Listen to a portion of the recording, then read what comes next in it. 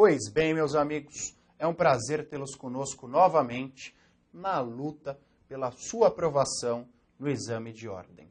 Nós aqui fazendo a nossa parte e vocês estudando muito, fazendo a de vocês. O tema de hoje será ainda a fase pré-processual, mas hoje, ao invés da análise do inquérito policial, que já foi por nós estudado nas aulas anteriores, nós estudaremos formas diversas de investigação preliminares que não sejam, por óbvio, o inquérito policial.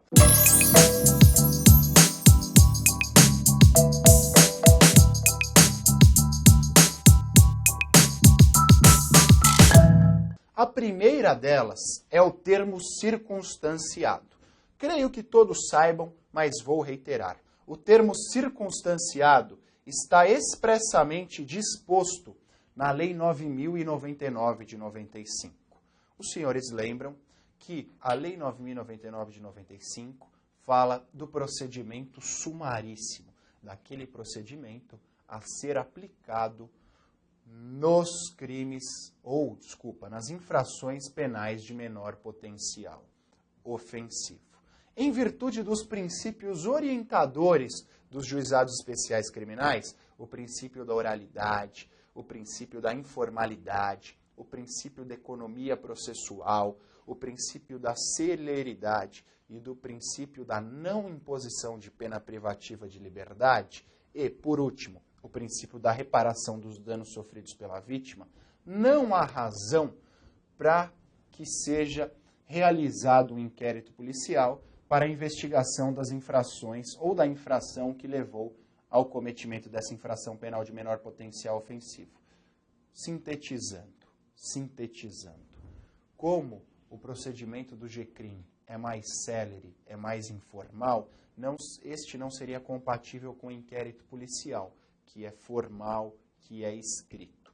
Em virtude desta circunstância, surgiu o termo circunstanciado. Então, sempre que eles disserem, sempre que o examinador fizer menção ao termo circunstanciado, vocês farão associação às infrações penais de menor potencial ofensivo e ao procedimento sumaríssimo do GCRIM. O termo circunstanciado, ao contrário do inquérito policial, é oral, é informal e realizado em virtude ou com observância da economia processual. Infelizmente, o termo circunstanciado, apesar de mencionado pela Lei 9.099 de 95, não tem os seus requisitos elencados pela lei. Então, não existem legalmente requisitos suficientes para a configuração e para a realização do termo circunstanciado. Informações relativas ao TC que eu acho prudentes, que eu acho importantes. Primeira delas surge em virtude da leitura conjunta do artigo 69, parágrafo único, e artigo 70 do CPP.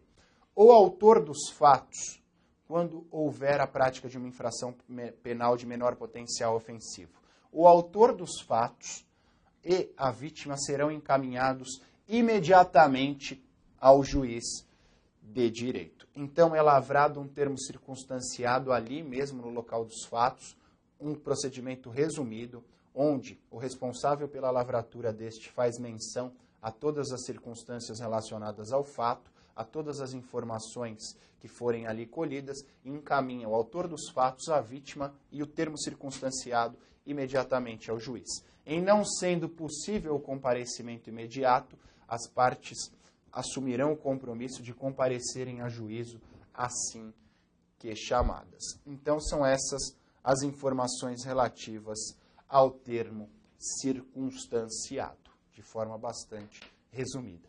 É necessário que eu faça menção também ao enunciado 34 da FONAGE. Aos que não sabem, existe a Federação Nacional dos Juizados Especiais.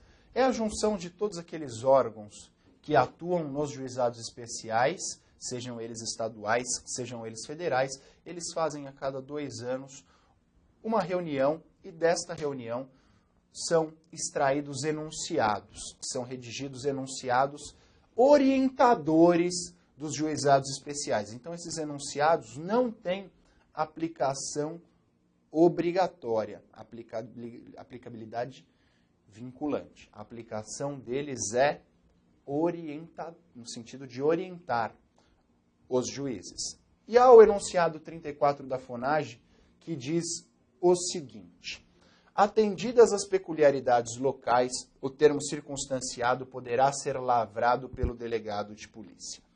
Por que esse enunciado?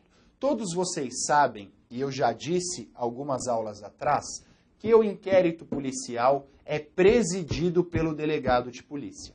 Em virtude desta circunstância, se fizéssemos uma aplicação analógica, o termo circunstanciado também seria presidido pelo delegado de polícia. O que acontece? Em virtude das peculiaridades locais, nós sabemos que existem regiões do país onde um único delegado responde por 3, 4, 5 delegacias. Então, esse delegado já é bastante atarefado, já tem uma série de atribuições que ele deve cumprir de forma satisfatória. É prudente que se tire esse delegado de uma das cidades, de uma das delegacias, para que ele vá até uma outra cidade lavrar um termo circunstanciado? Não é prudente. Não digo que essa seja a situação mais correta, mas infelizmente é a situação a qual somos submetidos. Então, meus amigos, esse enunciado da FONAGE diz o seguinte, o 34. Quando não houver delegado naquela localidade, o termo circunstanciado poderá ser lavrado, inclusive, por um policial militar mais graduado da cidade. Então, supondo que não haja um delegado, mas haja um sargento da Polícia Militar que comanda ali. Ele, sargento, será responsável pela lavratura do termo circunstanciado. É o que diz o enunciado 34 da FONAGE. É o que diz o enunciado 34 da FONAGE. Então, eram estas as informações mais relevantes relativas ao termo circunstanciado. Temos também uma outra forma de investigação disposta, desta vez, na Constituição Federal. Qual é esta forma de investigação? Esta forma é a Comissão Parlamentar de Inquérito, a popular CPI. Artigo 58, parágrafo 3º da Constituição Federal. Diz o artigo 58, parágrafo 3º. As comissões parlamentares de inquérito, que terão poderes de investigação próprio das autoridades judiciais, além de outros previstos nos regimentos das respectivas casas, serão criadas pela Câmara dos Deputados e pelo Senado, em conjunto ou separadamente, mediante requerimento de 1/3 de seus membros para apuração de fato determinado e por prazo certo, sendo estas conclusões encaminhadas ao Ministério Público respectivo. Características, informações necessárias no que tange às comissões parlamentares de inquérito. Primeira delas, as comissões parlamentares de inquérito podem ser criadas pela Câmara dos Deputados ou pelo Senado Federal, em conjunto ou separadamente. Então, pode tramitar uma CPI na Câmara dos Deputados e pode tramitar uma CPI no Senado Federal. E é possível também que haja uma CPI mista, uma comissão parlamentar de inquérito, onde os membros sejam deputados e senadores, conjuntamente. Foi o caso da comissão parlamentar de inquérito que chegou ao mensalão. Era a CPI dos Correios há alguns aninhos atrás. Pois bem, em virtude do princípio da simetria constitucional, é possível também que existam CPIs nas Assembleias Legislativas dos Estados e na Câmara Distrital do Distrito Federal e nas câmaras municipais de cada um dos municípios brasileiros. Então pode haver CPI estadual e pode haver também CPI municipal em virtude do princípio da simetria. Outra característica diz respeito ao requerimento.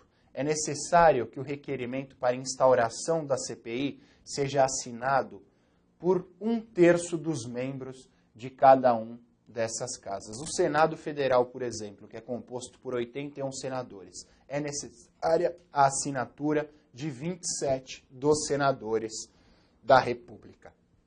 E nas outras CPIs, na Câmara dos Deputados, nas Assembleias Legislativas e nas câmaras municipais, há também a aplicação da mesma fração, 1/3 dos membros. Outra questão diz respeito aos fatos investigados. É necessário que estes fatos sejam determinados. Então, quando da instauração da CPI, haverá menção aos fatos a serem investigados e a CPI não pode investigar fatos que não estejam correlacionados, que não tenham relação ao fato determinado. E a CPI também tem prazo certo. A CPI não pode durar ad eterno. Ela será instaurada com um prazo certo de duração, tá? E por último, as conclusões da CPI serão enviadas ao Ministério Público para que o Ministério Público tome as providências cabíveis. E essas conclusões da CPI não terão só efeitos criminais, mas também poderão ter efeitos relacionados à esfera civil e à esfera administrativa, ok? Então, pode haver uma denúncia pela prática de crimes e pode haver também a imposição de uma ação civil pública pela prática de improbidade administrativa. A CPI não tem só poderes relacionados ao direito penal. E por último, na aula de hoje, meus amigos, farei menção também ao indiciamento. Nós estudamos inquérito policial e quando da análise do inquérito policial, eu não fiz menção ao indiciamento propositadamente. Deixei para tratar o indiciamento na aula seguinte. O indiciamento é ato privativo do delegado de polícia. E o indiciamento está expressamente consagrado no artigo 2º, parágrafo 6º da Lei 12.830 de 2013.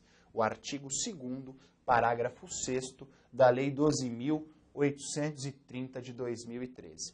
O indiciamento, em primeiro lugar, é ato privativo do delegado de polícia.